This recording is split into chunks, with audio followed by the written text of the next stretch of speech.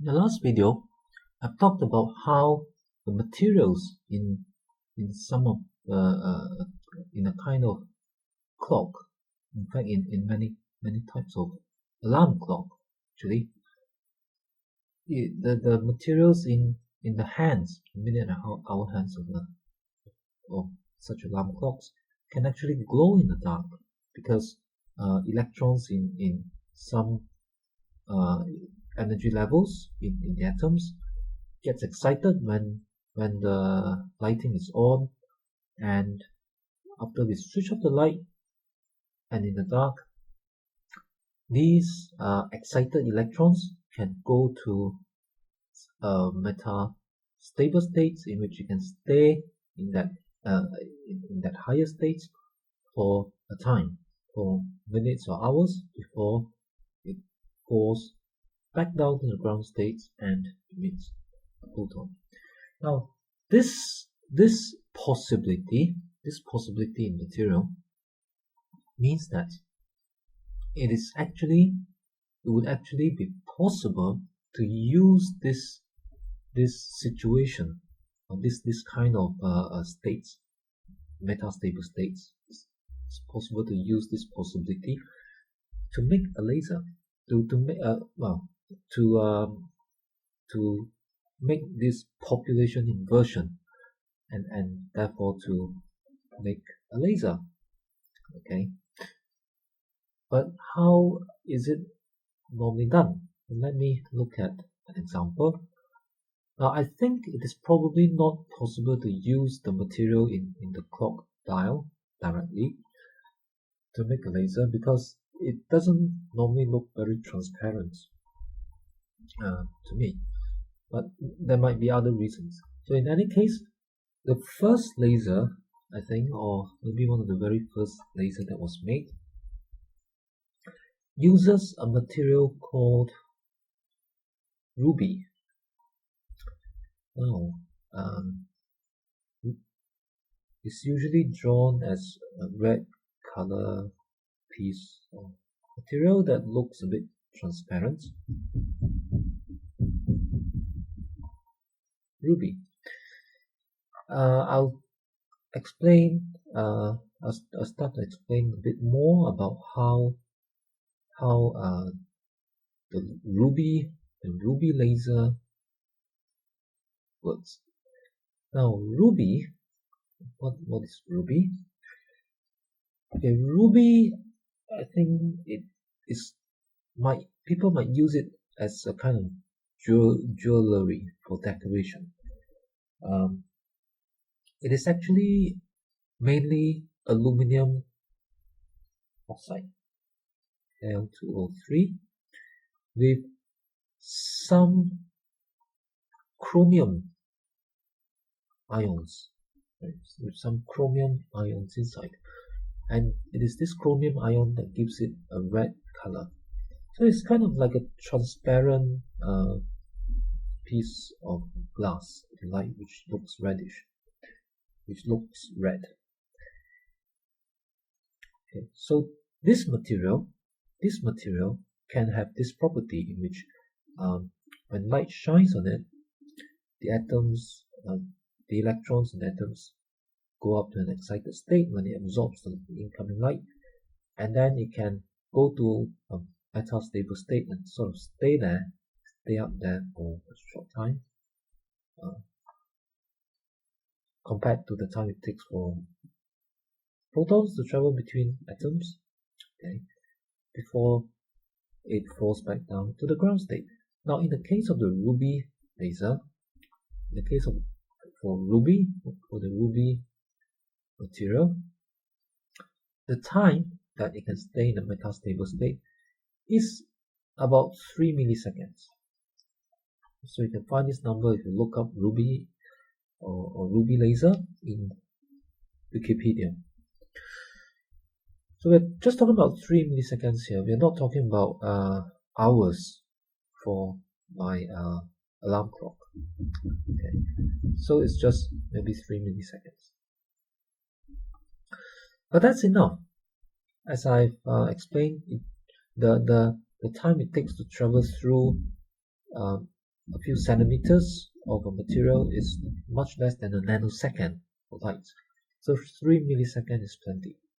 So if we can somehow create this metastable states, get all the electrons or get many electrons in many of the atoms, get the electrons in many of the atoms to go up to a metastable state and stay up there for up to 3 milliseconds, then there's plenty of time for the photons going through to stimulate emission from those metastable states and produce photons. Okay. And that's essentially how it works. Now let me just give a little bit more detail about what goes on in a ruby laser so that we can have a better understanding. Okay, now,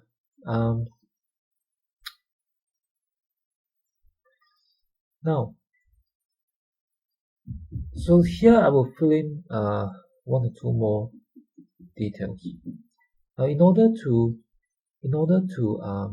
excite the electrons, we need some way of doing it. And in the ruby laser, it usually uses a flashlight. Okay, not unlike the fluorescent lamp that we might have in our house.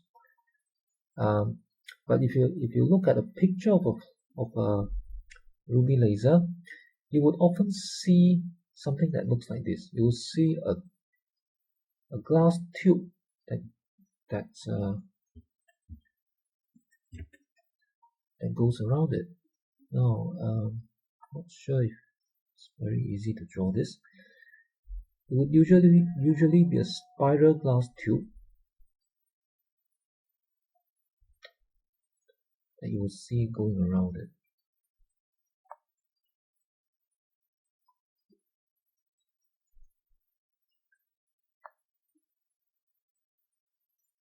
So this is supposed to represent a glass tube. Okay. And it is actually a flashlight. So you might imagine it's like a fluorescent tube which is bent in a spiral, and then it gives bright flashes. Gives bright flashes of light to the ruby, and every time there's a flash of light, the photons from this flashlight excites the atoms in this ruby crystal. Okay, so they get excited to a higher level, to an excited state, and then they would fall to a metastable state. Now, when it falls to a metastable state, it would usually do that by giving out some energy in some other ways. So maybe I should draw a wave.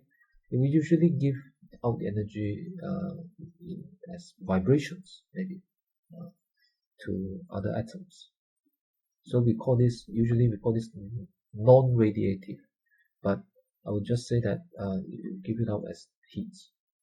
It will cause vibrations in other atoms, and then it will fall to a metastable state and stay there, in the case of ruby, for about 3 milliseconds, up to 3 milliseconds before it falls back down. Now, during when there's this powerful flash, okay, a lot of the atoms would be excited up to the excited states and then fall to a metastable state. And then when some of them start falling, they will probably fall to the ground state at different times, right? It would probably happen quite randomly. Some fall more quickly, some take longer. So after a time scale of a few milliseconds, they will start, falling one by one. But the moment some electrons start to fall and we start getting some photons emitted, so let's imagine we have these atoms here, also atoms here, okay, and some of the photons start getting emitted from the atoms. And there will probably be many other atoms that are still in the excited state. So the first few that gets naturally like spontaneously emitted. So we use this term spontaneous emission. So spontaneous emission to mean that it falls down on its own after waiting long enough. So some photons that get spontaneously emitted would then go on and hit other atoms and stimulate emission from those atoms. So the spontaneously emitted photon would start stimulating emission from other atoms and then get stimulated emission. And those stimulated emission, stimulated photons will then go on to hit other excited atoms and stimulate even more photons. So it's like an avalanche, right?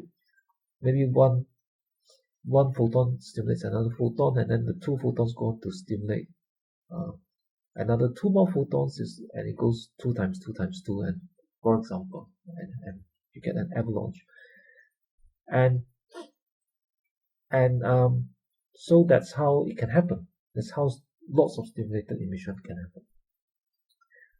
Okay, but there is another detail here. There's another detail, which is that, remember, it is important for all the photons to be going in the same direction. Now, if you have spontaneous emission, the first photon that gets spontaneously emitted, for example, it might go in any direction. So we might start having a few photons, spontaneous photons going in all directions, and then we get lots of stimulated photons going out in all sorts of different directions. Now that's not very good. That's not very useful for a laser. Like I said, we want them all to be going along the same direction. There is a way to make that happen. Now the way it is used, the method that is used for a ruby laser is to put two mirrors or parallel mirrors on two sides of the ruby laser. Okay, and one mirror would be a normal mirror. Now the other mirror would be what we might call a half silvered mirror, or if you like, a semi-transparent.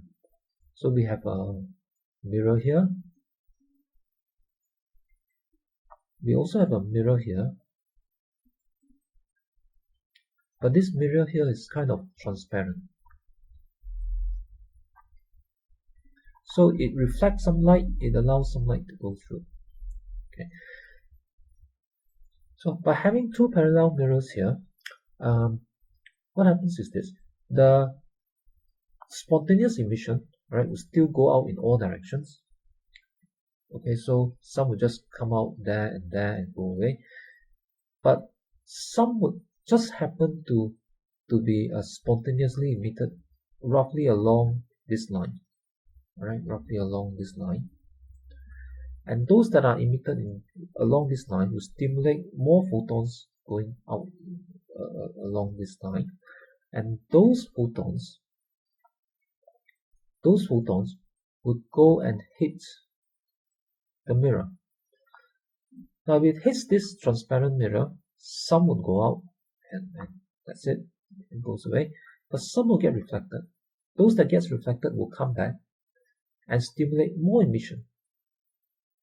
Okay, and all those stimulated photons will then go and hit this mirror and gets reflected and stimulate even more photons.